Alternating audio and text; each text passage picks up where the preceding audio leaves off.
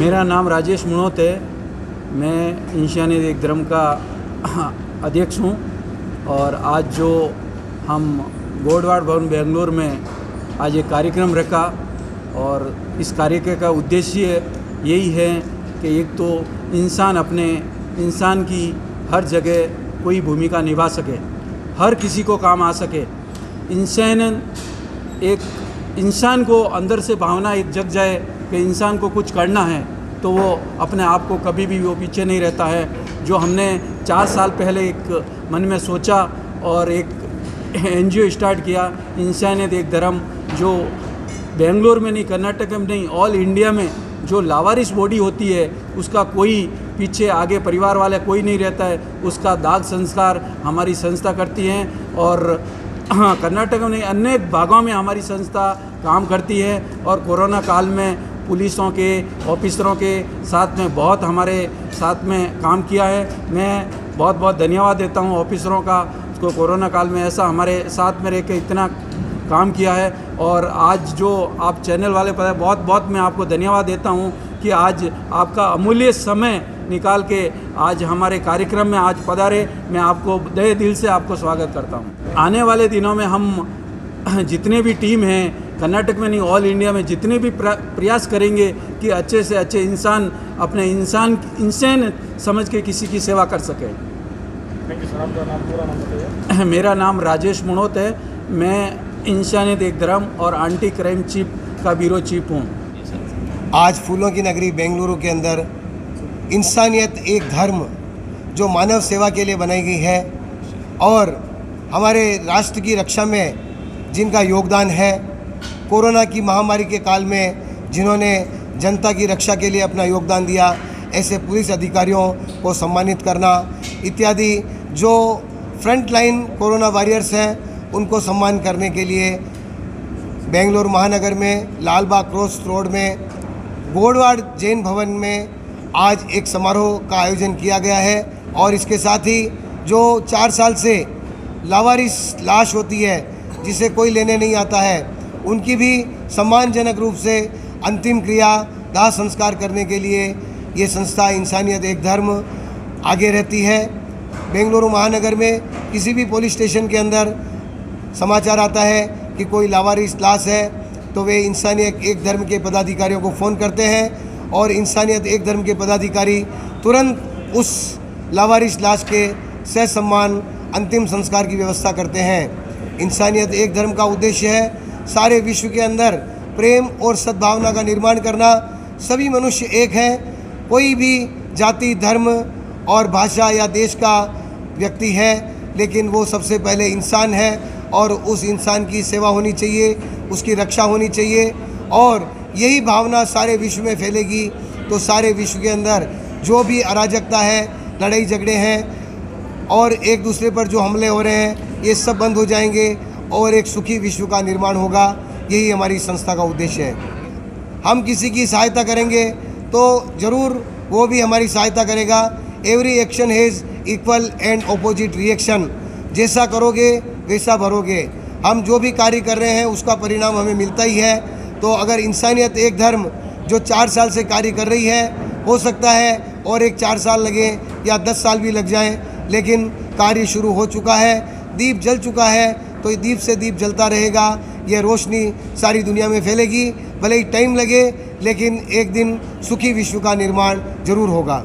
मेरा नाम जीत जैन है। मैं इंसानियत एक धर्म जो NGO है उसका वर्किंग कमेटी मेंबर हूँ।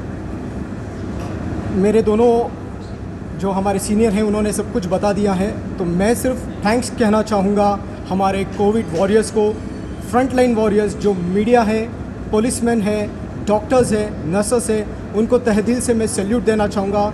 On this stage I would like to salute all the front line warriors behalf of इंसानियत एक धर्म।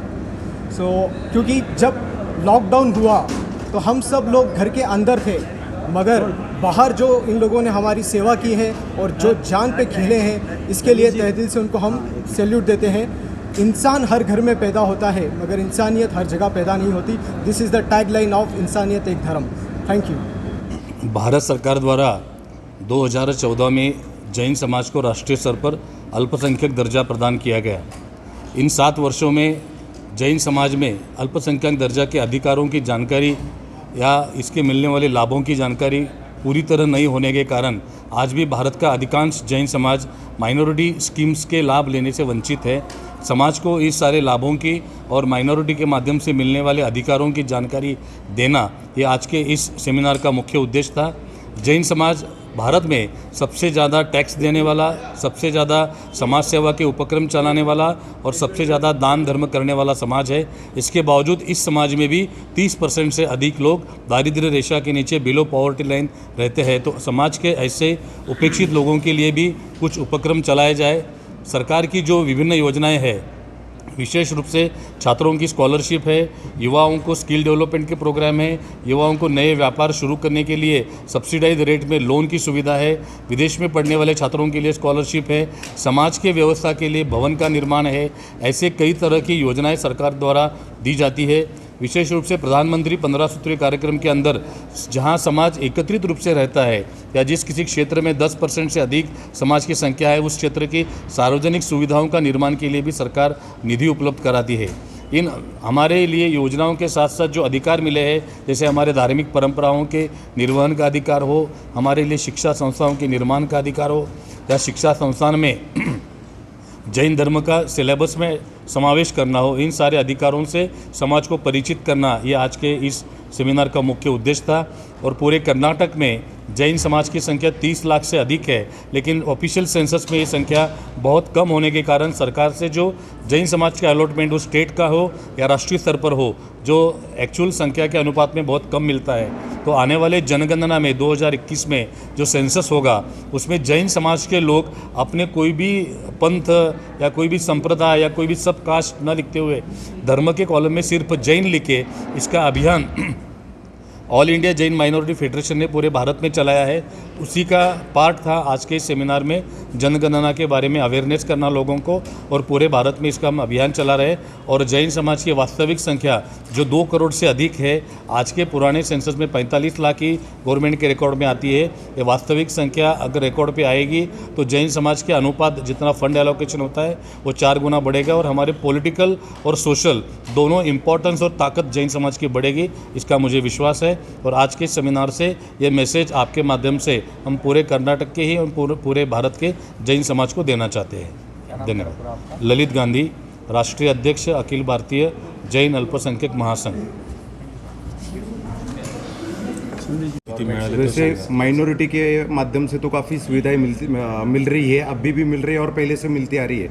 मगर अभी हाल ही में यानी पिछले साल भारत के यशस्वी पंतप्रधान नरेंद्र जी मोदी ने EWS यानी एक साधारण वर्ग के लोगों के लिए भी रिजर्वेशंस, ओपन कैटेगरी के लिए भी रिजर्वेशन का जो प्रावधान किया है, तो उसके माध्यम से अभी ओपन कैटेगरी के जो लोग हैं उनको भी 10% आरक्षण सभी क्षेत्र में, जैसे कि वो शिक्षा का क्षेत्र हो या वो नौकरी का क्षेत्र हो, सभी क्षेत्रों में 10% रिजर्वेशंस मिल रहा है। तो पिछले 1 साल से all India Jain minority federation राष्ट्रीय अध्यक्ष ललित जी गांधी के नेतृत्व में हम ये स्कीम को जन जन तक लेके जा रहे हैं। समाज के आखिरी तबके तक ये स्कीम की जानकारी पहुँचे और हमारे समाज का आखिरी तबका भी इस स्कीम से लाभान्वित हो, ये हमारा इसके पीछे का उद्देश्य हेतु है।